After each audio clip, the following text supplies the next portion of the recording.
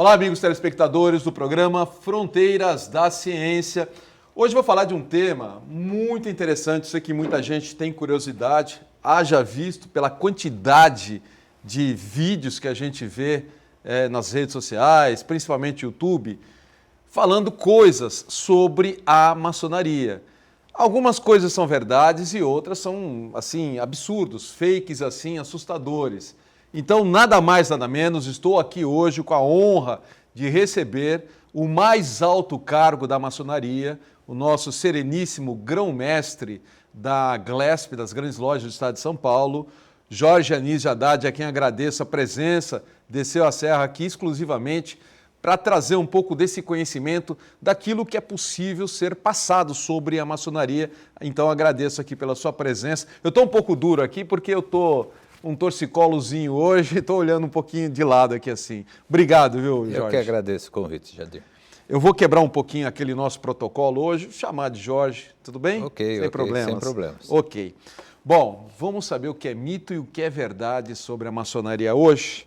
Mas antes de mais nada, deixa eu só dar um recadinho do terapeuta ortomolecular Alberto Santini Filho, que convida você a conhecer a mais moderna técnica de terapia ortomolecular à base de oligoelementos via derme. Sim, via derme, porque o resultado é muito mais eficaz. Ele, que tem estudo em vários países como França, China, Bélgica, também no Brasil, aplica a ortomolecular em São Paulo e também na sua clínica aqui na Baixada Santista. E para quem assiste Fronteiras da Ciência, chega lá, liga, agenda, diz que viu no Fronteiras da Ciência, ele vai fazer o mesmo preço de antes da pandemia e pode fazer em até 10 vezes no cartão, tá bom? Olha, o telefone é o 3222-1909, aí na telinha.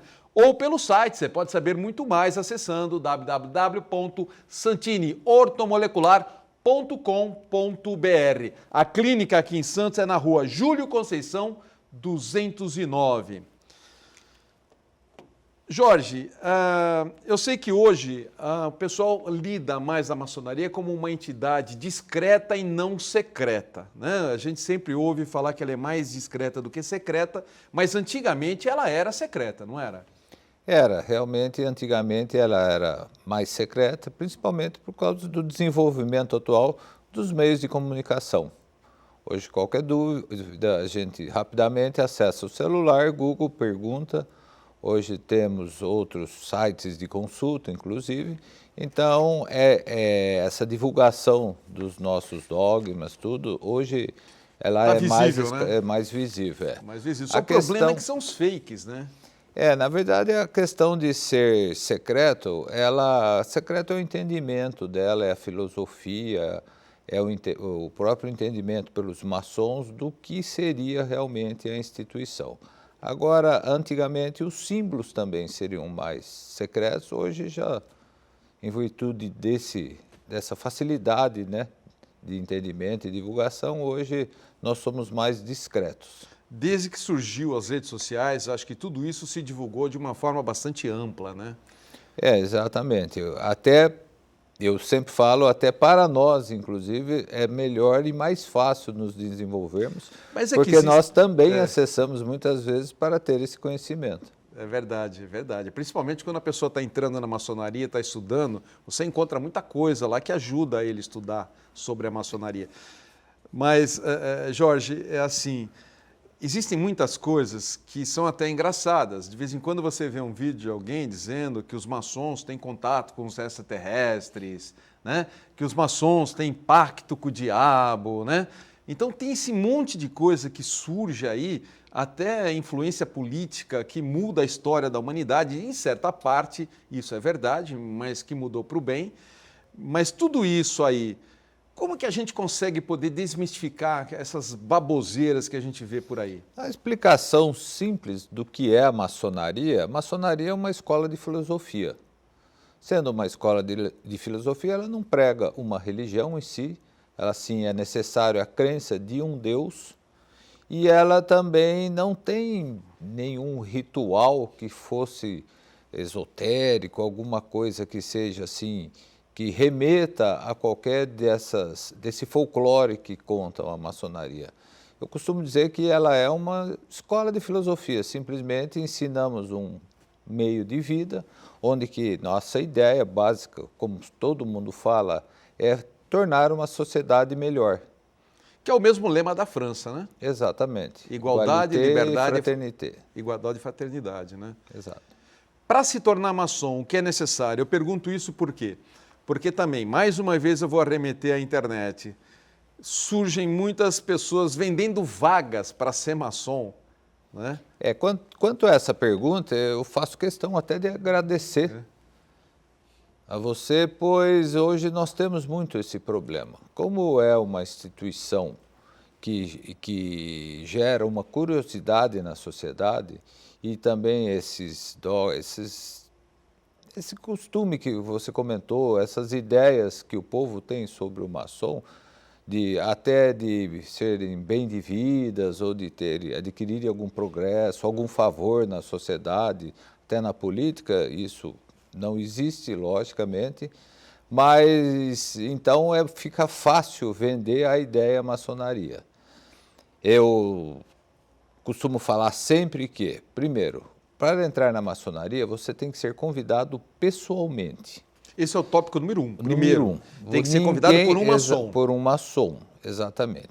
Segundo, esse maçom ele frequenta uma loja física, que são os prédios onde nós trabalhamos, as salas, os templos. E é necessário e é interessante que você conheça esse local. Essa pessoa vai procurar você. Esse templo existe fisicamente, não existe maçonaria virtual, não existe sessão maçônica virtual. Só durante a pandemia? Na verdade, não foram sessões, foram apresentações, encontros. A maçonaria ela é necessária que seja presencial, até por uma questão esotérica, de energética, de entendimento de quem pratica a maçonaria. Mas, então, sabendo disso, é necessário, primeiro, o local, como eu disse, primeiro, ser convidado. Segundo, esse local físico existe. Terceiro, maçonaria muito ligado à família. Então, antes de você entrar na maçonaria, a sua esposa, ela será entrevistada. Ela tem que concordar. Ela tem que concordar com a sua entrada. É necessário toda uma documentação em termos jurídicos, em termos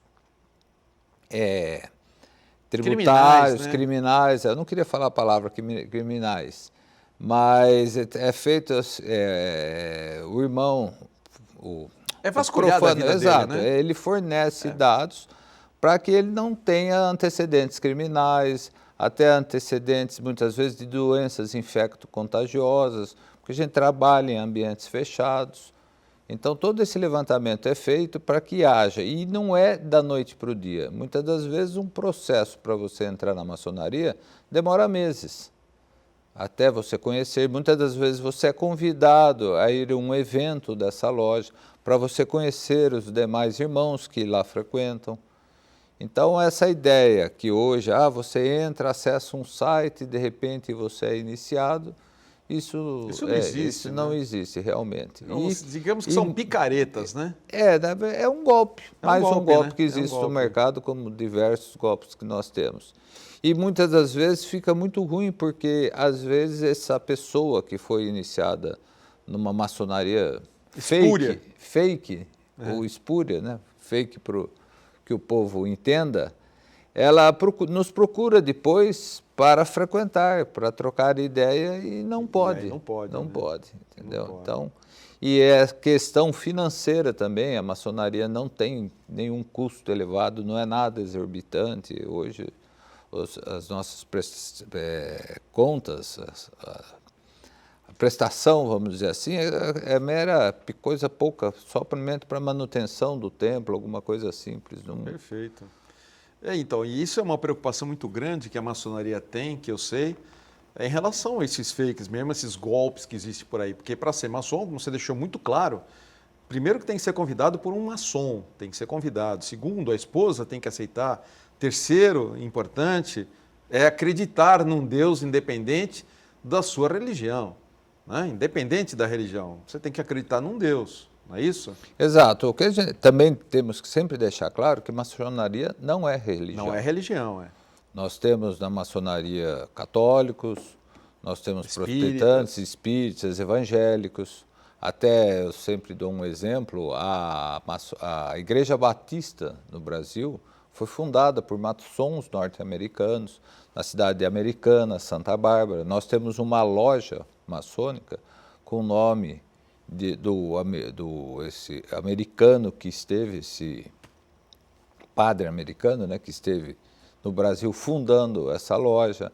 Nós temos irmãos evangélicos, eu sou católico, frequento a Igreja Católica, então nós não temos nenhuma conotação religiosa em si. É simplesmente a crença de um Deus. De um Deus, né? Exatamente. Existe a maçonaria praticamente em todos os países do mundo? Existe. Em todos. Que aí você pega desde a Rússia, a China, praticamente todo o mundo tem lojas maçônicas. A própria grande loja maçônica mantém acordos de reconhecimento, que são acordos que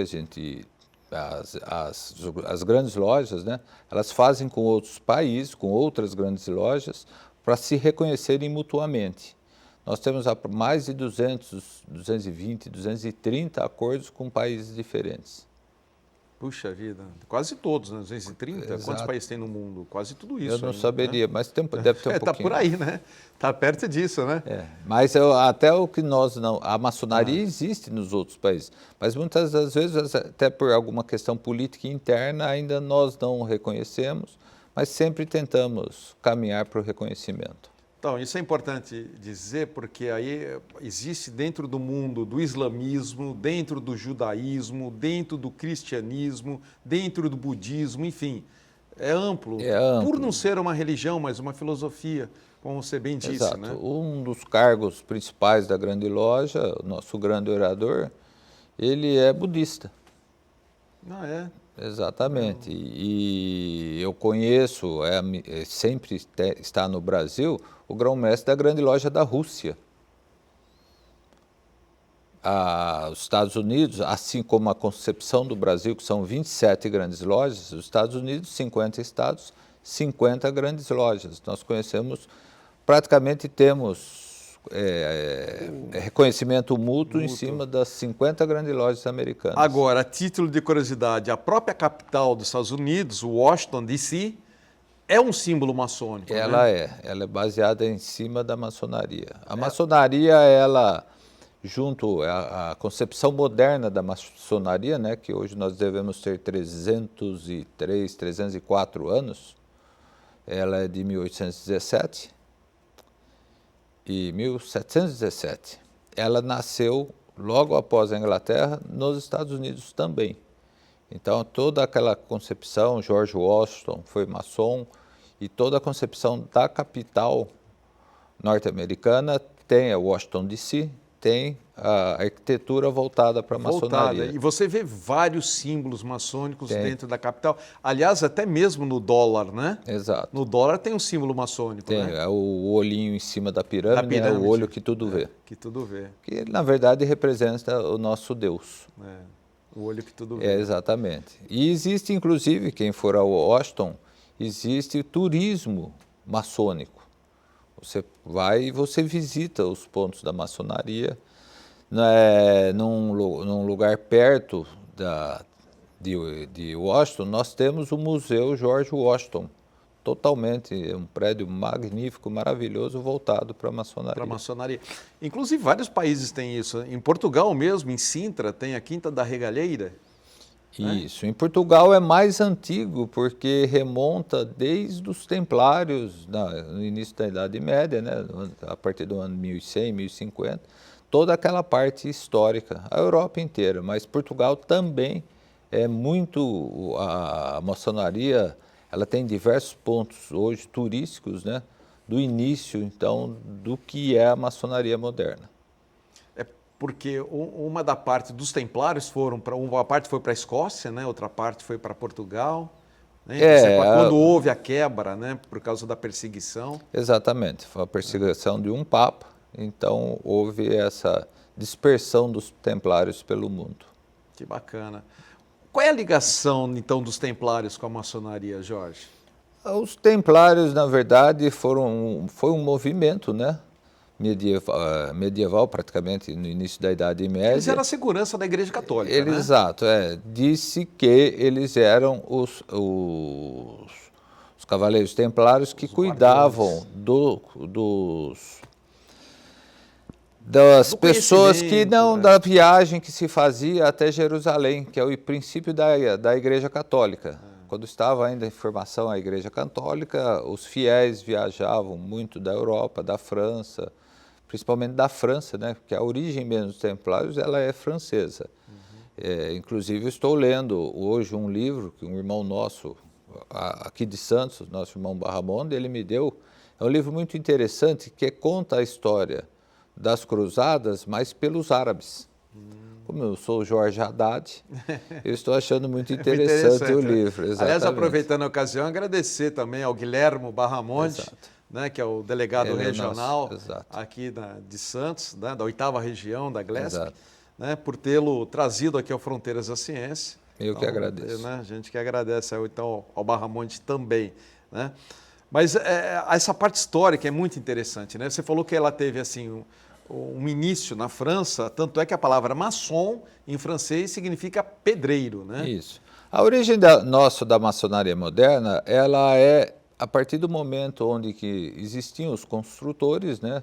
Numa época que se exaltava muito a construção de catedrais, de igrejas, esse grupo de pessoas participavam dessas obras, seriam os empreiteiros, os pedreiros da época. E a partir de um momento onde em um ponto da história, onde houve essa miscigenação de ideias, esse aumento da cultura, onde filósofos da época começaram a se interessar e foi criada uma simbologia, onde foi-se usados os instrumentos do pedreiro para se aplicarem à moral e à ética.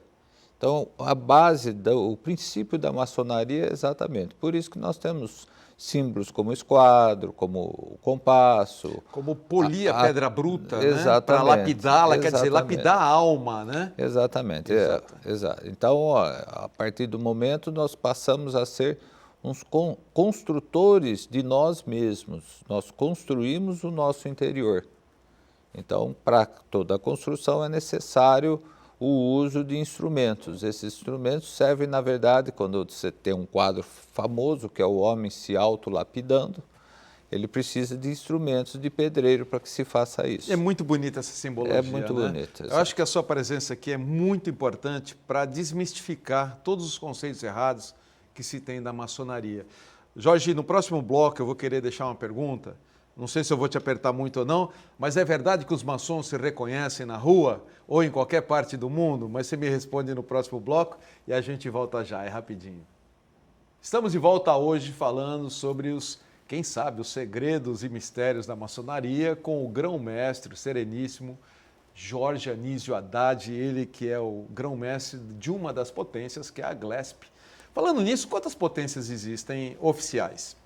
Oficiais, 3. 3, né? 3. São as grandes lojas, que seriam um sistema federativo, cada estado tem a sua. Os grandes orientes, que a gente chama de grandes orientes independentes, também são em 27.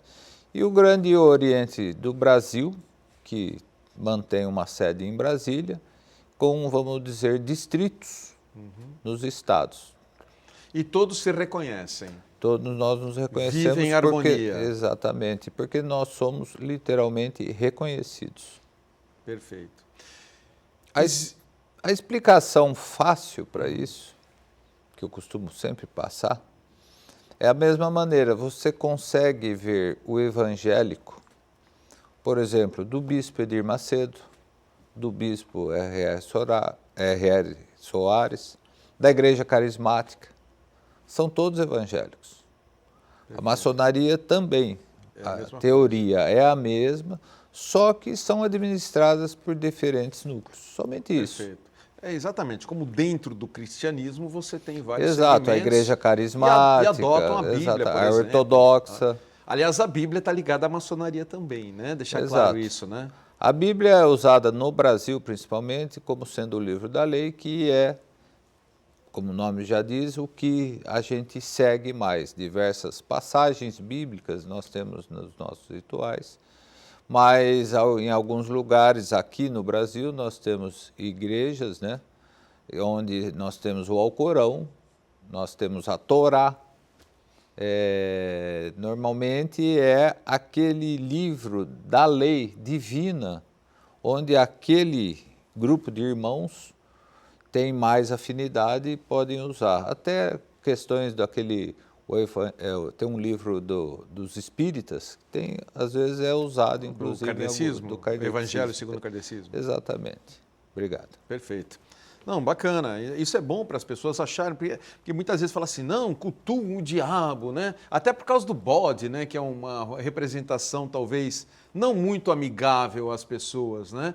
Tem isso, mas você vê, no caso, por exemplo, o livro da lei, da maioria aqui no Brasil, é a Bíblia. É a Bíblia. Né? No mundo. Existe dentro do ritual um juramento sobre a Bíblia, por exemplo. Né? Exato. Existe o juramento que todo maçom passa. Né? O Haddad, a gente está perguntando no bloco anterior sobre o reconhecimento. É fato que qualquer maçom se reconhece? Pode e como que isso é feito? Eu sei que você não pode dizer a maneira, muito mas... pelo contrário. Muitas das vezes eu poderia usar como argumento, o maçom, o principal fato dele ser reconhecido e muito necessário e vigiado por todos é o comportamento dele perante a família e a sociedade. É o primeiro jeito, primeira maneira melhor que existe de se reconhecer um maçom é que ele seja uma pessoa literalmente exemplar onde ele está. Na sociedade e na família. E na família, exatamente. A questão que eles falam de se reconhecer hoje, inclusive, é mais fácil, por WhatsApp. Hoje nós temos sistemas onde você pode consultar se a pessoa é maçom ou não. Agora, a questão se existem sinais, são sinais que fazem parte da ritualística, entendeu? Eles são necessários para que haja a ritualística. Então, vamos supor, um maçom, ele está em outro país, de repente ele está num apuro, numa situação difícil, na rua. Ele pode fazer alguma coisa que um maçom daquele país venha ele colaborar pode com ele? procurar uma loja maçônica em outro país. Nós temos uma documentação internacional para que haja esse reconhecimento. Passaporte maçônico. Exatamente. Na verdade, existe o passaporte, mas o documento universal chama-se Good Stand. Hoje, a GLESP, você consegue retirar o Good Stand a qualquer hora, até pelo celular, imprimir, né, e apresentar em outra grande loja. Aí você é reconhecido, se caso necessite alguma coisa. Você procura uma loja daquele país, leva o Good Stand, exatamente, e aí ele é atendido ali. Essa questão dos sinais é até muito interessante e divertida, porque se alguém vê alguém fazendo sinal de maçonaria, vai achar que é louco. Louco, né? Que é um sinal meio maluco mesmo, né? Não sei. Não sabe, não. Tentei tirar alguma coisa dele, mas não deu. Mas você sabe, eu vou contar uma breve história aqui. Qual foi meu primeiro contato com a maçonaria de criança? Foi uma coisa interessante. Nem sei se a minha família vai lembrar disso, que eu vou contar aqui. Mas eu era pequeno, acho que eu devia ter uns 7, 8 anos, e eu lembro que a minha família foi para Franca visitar uns parentes. Né? A minha mãe tem um primo, tinha um primo, isso já faz muitos anos, ele deve estar já desencarnado. Ele é um daqueles fabricantes de calçado em Franca, né? Que é famosa cidade pelos calçados. Ele era um dos fabricantes de calçado, estava muito bem de vida. E eu lembro que nós fomos passar acho que uns 2 dias, um final de semana, a minha família com a família dele lá. Ele nos abrigou muito bem. Em dado momento, ele falou para o meu pai, eu preciso ir na farmácia, vamos comigo? E esse primo da minha mãe foi para a farmácia, e meu pai chamou, vem comigo também. Eu fui, eu era pequenininho, 7, 8 anos. Entramos na farmácia e eu vi uma moça chorando com o dono da farmácia, com o farmacêutico, chorando, porque naquela época se fazia muito aquela caderneta de contas, né, que você pagava no final do mês, você vai colocando, né? Fazia isso em armazém também, em farmácia, né? E ela tinha lá, ele falou, não, se a senhora não me quitar pelo menos o desse mês, eu não posso abrir de novo uma nova. Mas o meu marido está precisando, ele está muito doente. Você lembra que ela chorava, implorava. Falou, olha, e ele estava irredutível. Não, enquanto a senhora não pagar esse mês, eu não vou abrir uma nova para a senhora. E estava aquela discussão. E a gente lá esperando. De repente, esse primo da minha mãe, chamou o farmacêutico no canto assim, fez assim para ele, chamou ele no cantinho, não ouviu o que eles falaram, ficaram no cantinho conversando. Ele voltou lá e falou, tá bom, vamos lá. Abriu uma nova, novo mês para ela, uma caderneta zerada. E eu perguntei para o meu pai na ocasião, o que ele falou? O que ele fez? Meu pai falou assim para mim, olha, ele é maçom e ele quitou a dívida dessa mulher. Só falou isso para mim. Eu não entendi absolutamente nada, eu só guardei a palavra maçom na época. Né? Ele falou, meu pai falou isso para mim, meu pai não era maçom. Falou, ele é maçom e ele quitou a dívida dela. Né? E aquilo me impressionou. Eu pensei, mas ela era desconhecida, por que ele ajudou aquela mulher desconhecida? Mas foi uma coisa muito marcante para mim. Marcante que até hoje eu me lembro dessa história. Eu acho que foi uma passagem bonita que a maçonaria entrou na minha vida dessa maneira. O que é primordial e muito interessante, que uma das funções, como já foi dito aqui, é a caridade. O maçom realmente ele participa muito da caridade. Nós temos mais de 220 APAES administradas por maçons. APAES. APAES. Eu deixo uma observação que quem administra são os maçons. Não existe a maçonaria está fazendo isso. Não, quem faz são maçons. Que vai trazer o que verba. É o de valor é o maçom em si. É a pessoa, é a filosofia dela, é o que ela sabe, o que ela aprendeu sobre todo aquele ensinamento filosófico que nós passamos. Então, hoje, tranquilamente, só da Grande Loja Maçônica do Estado de São Paulo, que hoje são em torno de 780 lojas, quase 23 mil irmãos, nós hoje tranquilamente administramos milhares de instituições de caridade no Estado de São Paulo. Não é uma, não é 100, não é 1000, são milhares de instituições. A maçonaria, ela trabalha de forma muito sigilosa. Grande maioria das pessoas não sabe o quanto a maçonaria mantém. Aqui em Santos, muitas casas, muitas entidades são mantidas pela maçonaria. A Casa do Sol, o Albergue Noturno, enfim, tem muitas entidades aqui que o pessoal não fica nem sabendo. Eu estive visitando aqui, quando foi inaugurado um pavilhão novo na Santa Casa de Misericórdia aqui de Santos. Sim. A reforma que foi feita, toda o Hospital Santa Casa, o grupo diretivo da Santa Casa de Misericórdia aqui de Santos, a participação dos maçons na sociedade aqui em Santos. Nós temos até um grupo de apoio ao turista aqui em Santos, que tem a participação e a coordenação de maçons, e a presença na sociedade santista é muito grande. É muito grande. Outra coisa, porque outra coisa que corre muito assim, não, maçom só ajuda maçom. Não é nada disso, né? De maneira nenhuma. Eu diria que maçom só cobra o maçom o bom comportamento, a moral e a ética que ele deve ter. Só e o isso. que ele está contribuindo com a sociedade. Né? Exatamente, exato. É até uma questão de ponto de vista. Muitas pessoas, muitas das vezes, até procuram a maçonaria no intuito de quererem ajudar alguma instituição, quererem participar de alguma parte da filantropia na sua cidade.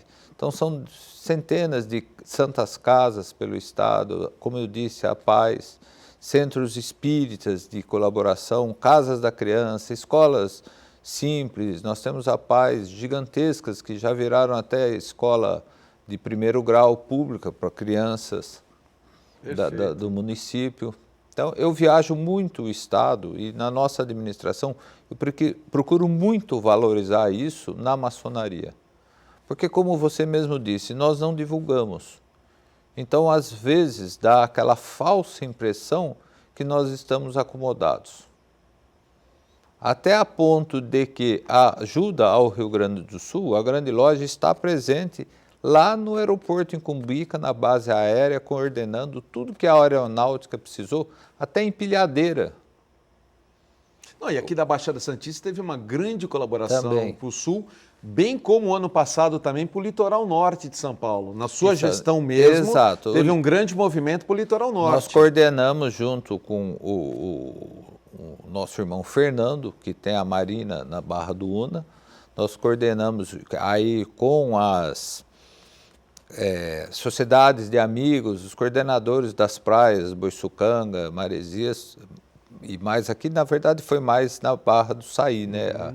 O ponto de maior gravidade ali. Mas nós coordenamos tudo aquilo que foi feito. Basta dizer que no dia seguinte, o que mais se precisava, por incrível que pareça, era gasolina. Porque todo o movimento com as estradas bloqueadas foram feitos pelos pescadores da região. Então, a primeira coisa que a grande loja liberou através da coordenação da Marina foi gasolina para os pescadores, para que eles ajudassem. Pois é, e por ser discreta e não fazer mídia, muita gente não sabe o quanto a maçonaria colabora com a sociedade. Exato. Não é? Eu não sei se isso é bom ou se isso é ruim. Na verdade, eu tenho até um certo problema interno, onde eles falam muito que nós deveríamos divulgar, mas não existe a necessidade dessa divulgação. Nem um pouco. Nós não temos esse ego interno para se fazer isso. Inclusive faz parte da filosofia da maçonaria não ter esse ego. Exatamente. Né? Então, eu mesmo procuro vir aqui. Você viu quanto você insistiu para que eu viesse hoje aqui. Não só eu e o Guilherme Barramone, nós dois aqui estamos, ó. Exato. Na verdade, eu acho que desde o ano passado a gente está tentando trazer aqui o sereníssimo grão-mestre da maçonaria, da Glesp, o Jorge Anísio Haddad. Mas eu acho que é importante, não que a gente vá fazer estardalhaço sobre isso, mas desmistificar um pouco, porque existe muita ideia errada. Tem ideias erradas do tipo de muita gente fala assim, eu quero ser maçom para ficar rico. Não tem muito desse tipo de coisa? Né? Esse conceito completamente errado. Né? Exato. É a primeira questão financeira, que todo mundo pensa.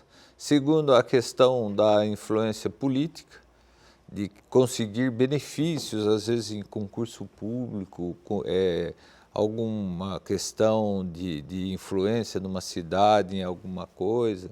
Isso não existe. É lógico que eu o conhecendo, no caso de uma necessidade, eu sabendo que você é o ideal para que ele seja feito, é lógico, até por conhecer você moralmente, é lógico, eu teria alguma preferência. Mas não existe isso no geral, não existe esse favorecimento. Muito pelo contrário, na maçonaria, principalmente nos dias de hoje, o que você vai ter é muita cobrança em cima de você. É verdade. Sou testemunha disso. Muito obrigado pela explicação. Eu vou pressionar um pouquinho mais o grão-mestre no próximo, que é o último bloco já, vou dar uma pressionada maior. Né? Se ele não chiar, tudo bem, vou tentar. Mas agora, nesse momento, eu vou fazer a agenda do Fronteiras da Ciência. Veja se você tem interesse em alguma coisa, pega a canetinha para anotar.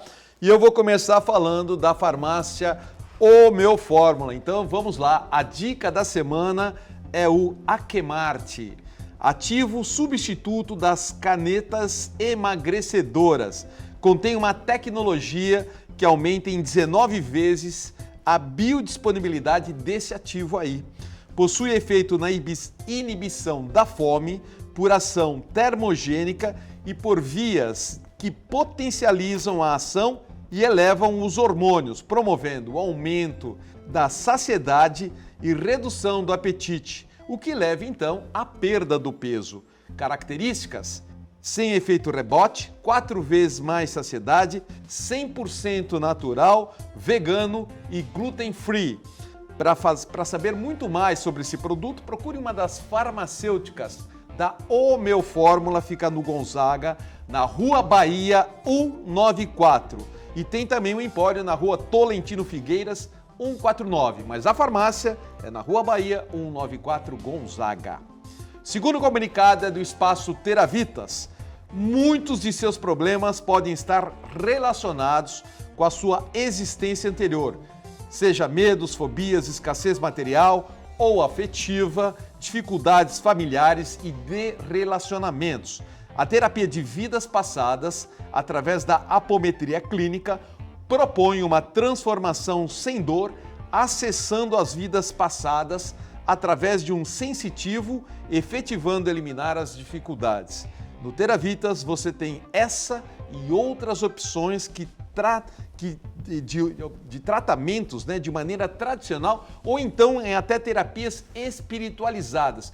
Tudo isso no Teravitas. Mais informações pelo site teravitas.com.br ou pelo WhatsApp 13, daqui de Santos, 99141 7572.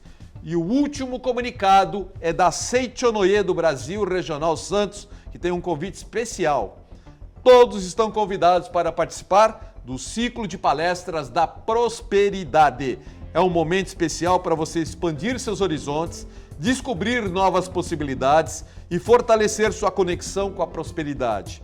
Não perca esta oportunidade e embarque nesse ciclo de estudos para autodescoberta e crescimento. Mais informações na própria Regional de Santos, que fica na rua Leonardo Reutemann 17, ou em qualquer Seichonoye pertinho de você, aí em toda a Baixada Santista, ou mesmo pelo telefone 13 3232 6687. E a gente volta já falando um pouco mais sobre a maçonaria. É rapidinho, não sai daí. Olá, estamos de volta em nosso terceiro bloco, hoje conversando com o sereníssimo grão-mestre da Glesp, Jorge Anísio Haddad, sobre maçonaria. E esse bloco é um oferecimento da loja Mago Merlin, que continua com os melhores preços em muitos artigos, como velas por quilo, velas 7 dias, incensos, imagens de orixás, deuses, wicca e muito mais. Além dos banhos de ervas e os banhos líquidos para limpar e atrair só energia boa. E nessa semana tem mais um lote de pedras em geral, seja ela bruta ou rolada, e também a purpurita, que é a pedra do momento. Loja Merlin, tudo em produtos religiosos e esotéricos. Procure o André ou qualquer uma das meninas e você terá um atendimento VIP. Endereço Gonzaga, Rua Pereira Barreto, número 12, que é uma rua que é do ladinho do Shopping Miramar. Então, repito, Loja Mago Merlin, Rua Pereira Barreto, número 12. Jorge, nosso último bloco, eu tenho tanta coisa para perguntar. Eu vou só deixar um site da Glesp para o telespectador, se quiser, isso é público, né? Se alguém quiser saber um pouquinho mais, então é só acessar o site da Glesp, vai estar aí na sua telinha, que é www.glesp.org.br. Se quiser, tem algumas coisas lá que você pode saber um pouquinho mais, tá bom? Jorge, e as mulheres? Porque sempre tem essa pergunta, né? Por que a mulher não entra na maçonaria? Mas elas, de alguma forma, têm a sua participação muito importante, né? A questão das mulheres em si na maçonaria, a importância dela é a maior possível. Primeiro, porque se você for casado e durante a entrevista a sua mulher não autorizar, você não é maçom. Você não será maçom. Segundo, nós temos uma série de instituições, a qual nós chamamos de paramaçônicas, que são instituições que caminham paralelas à maçonaria em si, e são de administração própria, e muitas delas são voltadas e frequentadas exclusivamente por mulheres. Os irmãos podem ir visitar tudo, mas são instituições. A principal delas, a Estrela do Oriente, que é uma instituição que estuda, tem uma participação bíblica muito grande e também, assim como a maçonaria, tem o seu simbolismo, tem a sua ritualística e tem a sua grande parcela de colaboração com a sociedade. Nós temos uma instituição voltada a ensinar moral e ética para as meninas, que são as garotas do arco-íris, as filhas de Jó. Temos os demolês nas suas diversas fases, desde a criança, meninos, né? Que é para os meninos, exato, obrigado. E aí, o demolei também é dividido em diversas fases, quando ele entra mais jovem, depois a fase onde ele é demolei, depois cavaleiro e vai até os seus 21 anos. Então, essa participação dos braços, vamos dizer assim, da instituição, que não são braços, mas são Abrange toda a instituições. família, na verdade, exatamente. né? Abrange toda a família, se Exatamente. assim a família o quiser, né? Um dos principais fatos que eu vejo nisso tudo, que é comum em todas as instituições maçônicas ou paramaçônicas, além de caridade em si, é muito importante a presença da moral, que é ensinada, da ética, que é praticada, e principalmente do civismo. Eu, como participo das sessões que são, no caso da visita do grão-mestre, eu sou praticamente, eu acho muito bonito, eu escuto o hino nacional cerca de 3, 4, 5 vezes por semana. E que eu me lembre, a única instituição onde é literalmente obrigado, mas feito com prazer, é a entrada da bandeira nacional e cantar-se o hino nacional. E o hino da bandeira na saída. E o hino da bandeira na saída, exatamente.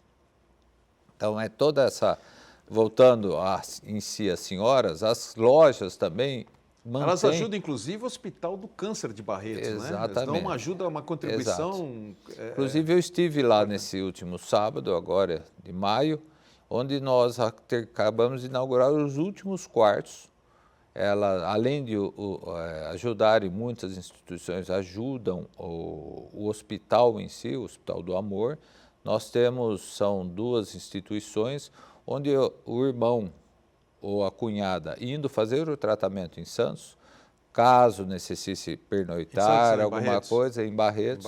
Exato, todo esse apoio logístico a maçonaria dá para... Ajuda, né? Exatamente.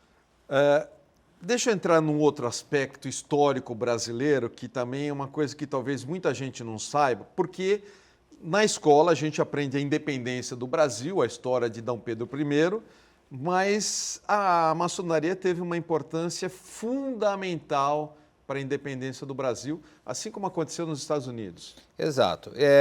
Na época da independência, nós tínhamos 2 expoentes políticos na época, um José Bonifácio, que era maçom e monarquista. E o outro, nosso irmão Gonçalves Ledo, que era maçom.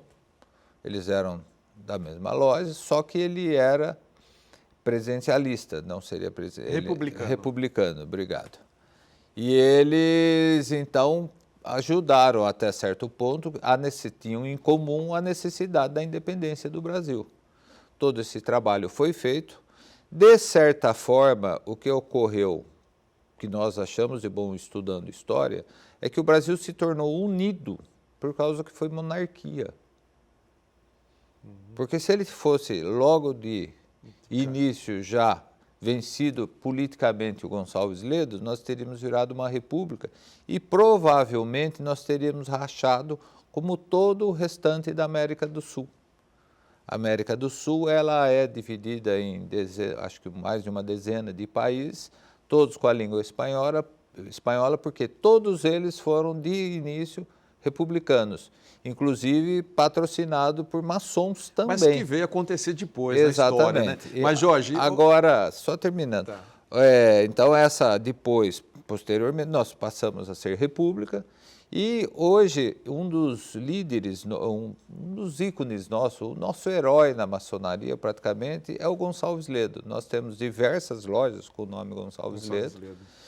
E a nossa uma rua aqui. Exatamente. Rua aqui, e a política, a ideia nossa dessa aversão política, ela não existe tanto e hoje nós estamos veementemente, abertamente pedindo para que os maçons participem da política em sua cidade, participem dos órgãos públicos, da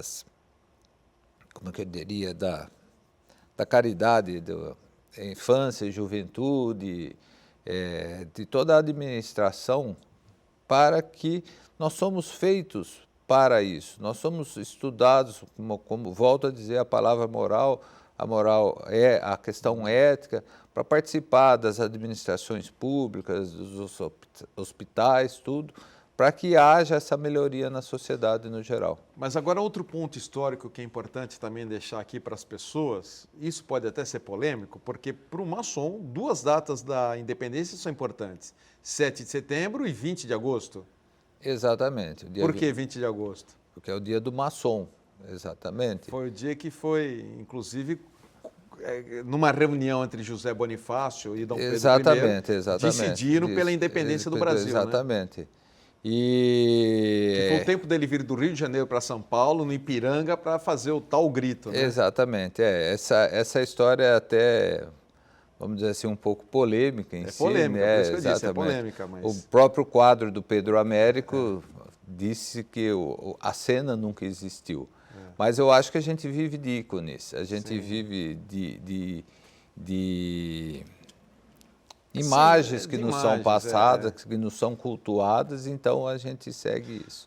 Agora, na história da humanidade, existem muitos maçons famosos, né, que interferiram, de certa forma, de alguma maneira, na sociedade, seja na arte, seja na ciência, seja na política, né? Alguns nomes que a gente pode citar. Eu poderia dizer o principal aqui no Brasil, eu não sinceramente eu não tenho alguns, mas aqui a influência política no Brasil é muito grande atualmente, inclusive nos Estados Unidos, mas no momento eu não. Mas os grandes músicos, né, a música clássica, porque algumas das músicas clássicas elas entoavam algumas notas que denotam a maçonaria, né? Richard Wagner é o principal deles, que fez tem até um movimento musical inteirinho voltado, prelúdios voltados toda a maçonaria em si. E sim, em toda a história da humanidade, até mesmo na queda da Bastilha, na França, teve influência maçônica, né? Eu não me lembro, não sabe, sinceramente. Foi um médico na época. A história é grande, tem muita coisa, tem muita influência. Mas eu quero entrar num outro ponto que é mais polêmico ainda. Esse aqui é mais a título de curiosidade. Vamos pegar um ícone do cinema, Indiana Jones, Os Caçadores da Arca Perdida, né?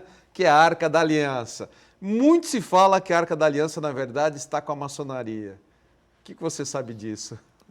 Ele vai escorregar, mas tudo bem. Não, essa questão é interessante, porque na minha visão, já assisti muito reportagem a respeito disso, que eu me lembro é que a Rainha de Sabá deve ter sido uma pessoa muito bonita, como é descrito na Bíblia, a sua beleza, que quando ela voltou, teoricamente, para a Etiópia, levou tudo de Salomão, inclusive a arca. Então, ela não estaria com uma dos maçons, está com alguma descendente da Rainha de Sabá. Mas tem essa teoria de que está com os maçons em algum lugar. A Arca da Aliança é uma simbologia somente, que existe, ela existiu na época do rei Salomão. Como nós tivemos 3 templos construídos e destruídos. Que ainda hoje tem até essa história da rainha que, quando voltou, levou tesouros embora. Existe uma teoria que a arca foi embora com ela, mas para nós a única ideia que existe em cima da arca é a simbologia dela em si. Até a descrição no entorno da arca, dos símbolos Eu gosto de alimentar ainda a minha fantasia de que essa arca ainda existe e está em algum lugar. Eu gosto de alimentar. Então, mas por que você não me perguntou do cálice sagrado? Bom, então pergunta agora. Também é uma simbologia, tem um fundamento para a existência dele, que seria onde o Cristo bebeu, né, a última ceia, tudo que existiria, que ele daria a vida eterna a quem bebe, ou então como foi num dos filmes do Indiana Jones, onde ele libera uma força maléfica. No filme é passado isso, mas são simbologias. Agora, o templo de Maçom que você citou agora, que ele foi destruído e reconstruído, ainda hoje é o muro de Salomão. O que eu falei? Maçom. Templo de Salomão. Que ainda hoje o Muro das Lamentações é uma coisa que restou ainda da reconstrução. Exato, né? Exato. O templo foi... o primeiro realmente foi de Salomão, né? Depois foi reerguido Zorobabel mais para frente. E depois foi tentado fazer ele de novo, esse Templo de Salomão, que era, teoricamente, onde se guardava a Arca da Aliança. Entendeu? Mas o segundo templo já não tinha mais a arca. E assim conta-se a história. Eu ainda quero alimentar que ela está em algum lugar. Agora você está falando também, a arca, quando foi aberta no filme, também liberou algum Não, mas o filme aí é espírito. muita fantasia, né? O filme é muita fantasia. Mas eu acredito que ela ainda existe, sim. Eu gosto de... O Zoroastro também teve uma importância grande na reconstrução, né?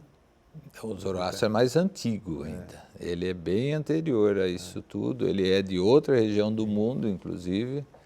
Não é circunscrito a essa. E assim, também se ouve muito sobre teoria da conspiração da maçonaria.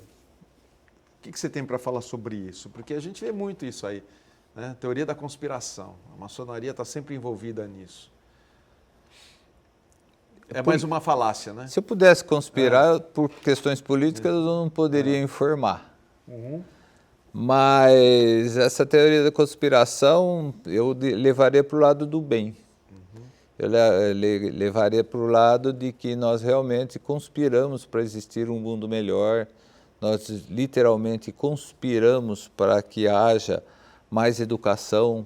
Nós temos um dogma que é tornar feliz a humanidade pelo aperfeiçoamento dos costumes. Então, essa conspiração a gente tenta fazer. Uma conspiração onde nós entramos nas instituições para melhorá-las, para acertá-las, para bem administrá-las. É somente essa conspiração que nós temos. Se nós entrássemos dentro, como entramos muitas vezes dentro da política, literalmente é para o bem em si da sociedade. Mas se algum maçom desviar desse caminho, ele pode ser expulso? Nós temos tribunais internamente na maçonaria, nós, como todo ser humano, temos os nossos problemas e ele tem uma série de punibilidades que existem no nosso regulamento que são, às vezes ele fica suspenso, entendeu? Existem punições... Casos crônicos, lógico, você não gostaria de ficar com alguém dentro de uma seção maçônica, uma pessoa problemática, principalmente para a sociedade. Como existe dentro de qualquer organização. Exatamente. Acontece mesmo dentro da Igreja Católica, aí, com alguns padres que, né, exacerbam, existem aí a pedofilia, essa história. Quer dizer, você não pode culpar uma instituição, você não pode culpar uma organização, porque ela é perfeita. O que não é perfeito é o ser humano, Exato, é o homem, né? Então, existe um tribunal maçônico que busca colocar esses limites. No caso, você usou um caso específico de um padre em si, mas no caso, a ideia melhor, mais abrangente, seria da igreja do completo, porque não seria só os que administram as lojas, e sim toda a maçonaria, todos os irmãos. Então, no caso, seria como se a igreja pudesse, às vezes, ou como até faz, punir um frequentador da igreja em si. Eu quero acabar o programa como começou. Resumidamente, o que é a maçonaria, para a gente acabar? Uma instituição que tem por objetivo tornar feliz a humanidade pelo aperfeiçoamento dos costumes. Muito bem. Com mais moral, com mais ética, trabalhamos para a sociedade e para um mundo melhor. Temos a ideia que somos literalmente construtores sociais, usando todos os materiais disponíveis, que é o ser humano principalmente. Perfeito. Muito obrigado. Perfeito. Muito obrigado. Eu que agradeço a sua vinda aqui no Fronteiras da Ciência e ter esclarecido para toda a Baixada Santista o que é a maçonaria com muita propriedade. Agradeço de coração você, agradeço de coração também o nosso delegado regional, o Guilhermo Barramonte. E deixa eu só falar do próximo programa, que nós vamos falar aqui sobre... É uma pergunta, o título é uma pergunta. Todos somos médiums? É essa a pergunta. E o meu convidado é o Adeilson Salles, que é palestrante, escritor e psicanalista. Jorge Haddad, muito obrigado de coração mais uma vez. Foi perfeita a sua participação e eu tenho certeza que colaborou muito com o esclarecimento. Agradeço mesmo. Eu que agradeço o convite. Espero ter deixado bem claro do que é a maçonaria, a questão de que templos existem. Se você for convidado, procure conhecer mais a instituição, a localização física, os seus membros, quem frequentam. Ela não existe esse convite, essa maçonaria virtual. Nós somos reais, nós existimos, estamos na sociedade. Muito obrigado. E que parem de pensar besteira sobre a maçonaria, né? Muito obrigado de coração, você de casa, pelo carinho de sempre, pela audiência, paz, saúde e prosperidade.